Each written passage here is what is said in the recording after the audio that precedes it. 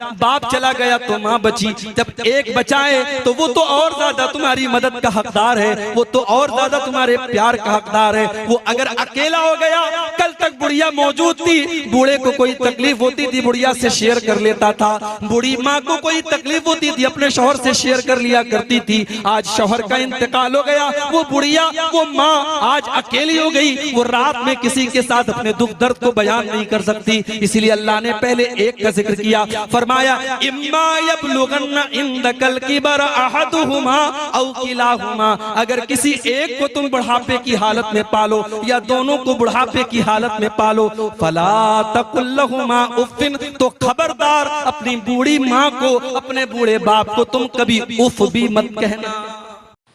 अस्सलामु अलैकुम दोस्तों, मैं फिर से आप लोगों के सामने एक और वीडियो लेकर आ चुके हैं मौलाना अब्दुल गफ्फार साहब सलफ़ी का। मौलाना अब्दुल गफ्फार साहब सलफ़ी ने इस वीडियो में माँ बाप के मुताल्लिक़ चंद नसीहतें की हैं और इन नसीहत में मौलाना अब्दुल गफ्फार साहब सलफ़ी ने 3 अहम बातें माँ बाप के मुताल्लिक़ ज़िक्र की है। इन 3 नसीहतों में मौलाना अब्दुल गफ्फार साहब सलफ़ी ने लोगों को ये समझाने की कोशिश की है कि माँ बाप को खुश रखना कैसा है, माँ बाप को नाखुश रखना कैसा है और औलाद को किस तरह माँ बाप के साथ हुस्न सलूक करना चाहिए। तो ये बातें ज़िक्र की है। तो इन नसीहतों का अच्छी तरह इल्म हासिल करने के लिए आप इस वीडियो को आखिर तक ज़रूर सुनिए। जज़ाकल्लाहु खैरन जज़ा। उफ भी मत कहना। अरबी जबान में किसी को तकलीफ पहुंचाने के लिए सबसे हल्का अगर कोई लफ्ज है उफ है। अल्लाह ने कहा कि उफ भी मत कहना, यानी तकलीफ पहुंचाना, उनसे बदतमीजी करना, उनकी आंखों में आंसू लाना तो बड़ी दूर की बात है। तुम्हें अपनी जुबान से कोई ऐसा लफ्ज भी नहीं निकालना है जिससे तुम्हारी माँ को तकलीफ पहुंचे, तुम्हारे बाप को तकलीफ पहुंचे। यहां एक बात की और वजाहत कर देता हूं, जरूरी नहीं है हर मसले में माँ बाप सही हो। माँ बाप की जिद गलत भी हो सकती है, माँ बाप का फैसला गलत भी हो सकता है। अगर माँ बाप की कोई गलत बात है आप मत मानो मेरे भाई, उनकी हर बात मानना जरूरी नहीं है, उनकी गलत बात को आप इनकार कर सकते हो, मगर बदतमीजी करने का, उनको तकलीफ पहुंचाने की अथॉरिटी आपको नहीं है। उनकी गलत बात आप मत मानिए, लेकिन उनके साथ अच्छा सलूक करते रहिए।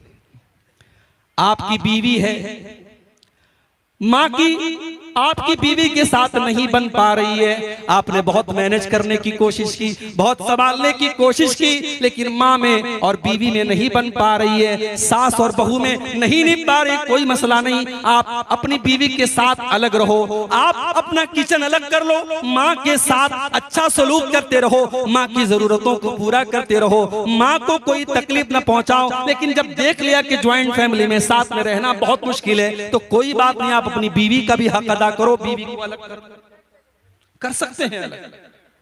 जरूरी नहीं है कोई, ये फर्ज नहीं है कि माँ और बीवी में नहीं निभ पा रही है, झगड़े हो रहे हैं सास और बहू के और हम जबरदस्ती दोनों की जिंदगी को आजाद बना के रखें। नहीं, बीवी का हक अपनी जगह है, माँ का हक अपनी जगह है। आप अलग रहिए बीवी के साथ, आप अपना किचन अलग कर लीजिए, रिहाइश अलग कर लीजिए, लेकिन माँ के साथ अच्छा सलूक करते रहिए। अल्लाह ने फरमाया उनको उफ भी न कहना, वला तनहरहुमा, उनको कभी डांट फटकार करके उनसे बात न करना, वकुल्लहुमा कौलन करीमा, और जब भी अपने माँ बाप से तुम बात करना तो बड़े अदब के साथ बात करना, बड़ी तमीज के साथ बात करना। तुमने अगर आज MBBS का एग्जाम पास कर लिया, तुम डॉक्टर बन गए, तुम्हारे माँ बाप अगर अंगूठा छाप है, तब भी उनको उनके साथ तुम्हें बदतमीजी करने की कोई अथॉरिटी नहीं है, उनके साथ तुम गलत तरीके से बात न करना। तुम डॉक्टर हो गए तब भी उनके बेटे हो, अपनी माँ के सामने जब भी जाना, अपने बाप के सामने जब भी जाना, वो कुल्लहुमा कौलन करीमा, उनसे बड़े पोलाइटली लहजे में, बड़ी रिस्पेक्ट के साथ, बड़े सम्मान के साथ, बड़ी नरमी के साथ बात करना। और आगे क्या फरमाया, वक़्फ़िज़ लहुमा जनाह ज़ुल्लि मिनर रहमा, जिस तरीके से परिंदा आसमान से जब उतरता है जमीन पर जब आता है तो अपने परों को समेट लेता है। अपने माँ बाप के लिए अपने परों को समेट लिया करो, यानी अपने माँ बाप के लिए अपने आप को टाइट ना बनाओ, अपने आप को हार्ड ना बनाओ। दुनिया में जितना भी नाम कमा लो, जितनी भी दौलत कमा लो, अपने माँ बाप के लिए हमेशा अपने आप को सॉफ्ट बना के रखो, अपने आप को नरम बना के रखो। वक़ुर रब्बिरहमहुमा कमा रब्बयानी सगीरा। और ये दुआ किया करो कि ऐ मेरे परवरदिगार, मेरे माँ ने मेरे ऊपर जो एहसान किया, मेरे बाप ने जो एहसान किया, आय अल्लाह मैं उनको चुका नहीं सकता, आय अल्लाह मैं तेरे ऊपर छोड़ देता हूँ, तू रहम फरमा। आय अल्लाह जिस तरीके से मेरे माँ बाप ने मुझे पाला है। मगर आज का नौजवान तो माशाअल्लाह मोबाइल चलाने में एक्सपर्ट है, मोबाइल चलाने में एक्सपर्ट है, लेकिन अपनी माँ और बाप के मरने के बाद इस काबिल भी नहीं है कि जनाजे की नमाज खड़े होकर के अपने माँ बाप की जनाजे की नमाज पढ़ सके। अरे ऐसी औलाद से तो बे औलाद बेहतर है। अगर बाप मर गया और माँ मर गई और औलाद अगर इस काबिल भी नहीं है कि अपने माँ बाप की जनाजे की नमाज खड़ी होकर के पढ़ सके, तो ऐसी औलाद किस काम की? कम से कम इस लायक बनो कि कल माँ दुनिया से चली जाए, कल बाप दुनिया से चला जाए, तो खड़े होकर के जनाजे की नमाज में अपने बाप के लिए, अपनी माँ के लिए मग़फ़िरत की दुआ कर सके। और मेरे भाइयों, ये मदरसे, ये छोटे छोटे मदरसे हैं ना, इनको हकीकत, ये मदरसे बंद हो गए तो आपके बच्चों को जो छोटी छोटी जो दुआएं आती हैं, ये दुआएं भी कोई सिखाने वाला नहीं होगा। कम से कम इसी बहाने आपके बच्चे ठीक है, मदरसे के बाद आगे की तालीम नहीं हासिल कर सके, स्कूल में चले गए, कॉलेज में चले गए, लेकिन अगर उनकी बुनियाद मजबूत है, उन्होंने प्राइमरी तक और उसके बाद तो 4 दर्जे अगर इन मदरसों में पढ़ा होगा आपके लड़कों ने, आपकी लड़कियों ने, आपकी बच्चियों ने, तो इंशाअल्लाह वो इस लायक तो रहेंगे कि जब जिंदगी में हाथ उठाएंगे तो अपने माँ बाप के लिए मग़फ़िरत की दुआ कर सकेंगे। और एक बात बोलूं, माँ बाप के लिए मग़फ़िरत की दुआ करना ये भी बड़े नसीब की बात है। सबको नसीब नहीं होता है ये। इब्राहीम अलैहिस्सलाम इतने बड़े नबी हैं, उनका बाप मुशरिक था, उनका बाप आज़र मुशरिक था, और इब्राहीम अलैहिस्सलाम अपने बाप से वादा करते हैं कि अब्बा जान, मैं आपके लिए अल्लाह से माफी मांगूंगा, मैं अल्लाह से मग़फ़िरत की दुआ करूंगा, लेकिन अल्लाह ने मना कर दिया। अल्लाह ने कहा नहीं, ऐ इब्राहीम, तुम्हारा बाप मुशरिक है और मुशरिक के लिए मग़फ़िरत की दुआ नहीं की जा सकती।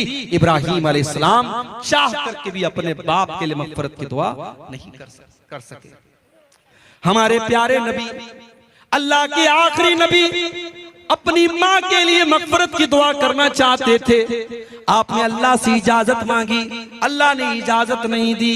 फिर आपने इजाजत मांगी, ऐ अल्लाह मैं अपनी माँ की कब्र पर जाना चाहता हूँ। अल्लाह ने इजाजत दी, आप अपनी माँ की कब्र पे गए। 6 साल की उम्र में माँ को खोया था आपने, माँ का प्यार याद किया, माँ की ममता याद की, आपकी आंखें भर आईं, आपकी आंखों से आंसू बहने लगे, लेकिन आप इतने मजबूर थे, आप अपनी माँ के लिए मग़फ़िरत की दुआ नहीं कर पाए। मेरे भाइयों, अगर आज अल्लाह ने हमारे माँ बाप को मुसलमान बनाया है, हमारे माँ बाप को तौहीद वाला बनाया है, हम बहुत बड़े खुश नसीब हैं। हम अपनी माँ के मरने के बाद, अपने बाप के मरने के बाद कम से कम अपने माँ बाप के लिए मग़फ़िरत की दुआ तो कर सकते हैं, अपने माँ बाप के लिए अल्लाह ताला से माफी तो मांग सकते हैं। अगर माँ मुशरिक हो या बाप मुशरिक हो तो उनके लिए मग़फ़िरत की दुआ करना भी जायज़ नहीं है। तो ये छोटी सी दुआ है, याद कर लो, रब्बिरहमहुमा कमा रब्बयानी सगीरा। जब भी दुआ के लिए हाथ उठाया करो, ये दुआ जरूर मांगा करो, ऐ अल्लाह मेरे माँ बाप पर रहम फरमा, जिस तरीके से बचपन में उन्होंने मुझे पाला। 2 चीजें हो गई, अब तीसरी चीज। अच्छा, तीसरी चीज बयान करने के पहले अल्लाह ताला ने बीच में एक और बात बयान। कभी कभी ऐसा भी होता है कि हम अपने माँ बाप के साथ अच्छा सलूक करते हैं, मगर माँ हमसे खुश नहीं रहती, बाप हमसे खुश नहीं रहता। हमारा दिल साफ है, हम खुश रखने की कोशिश कर रहे हैं, लेकिन माँ नहीं खुश रह रही है, बाप नहीं खुश है। उस सूरत में क्या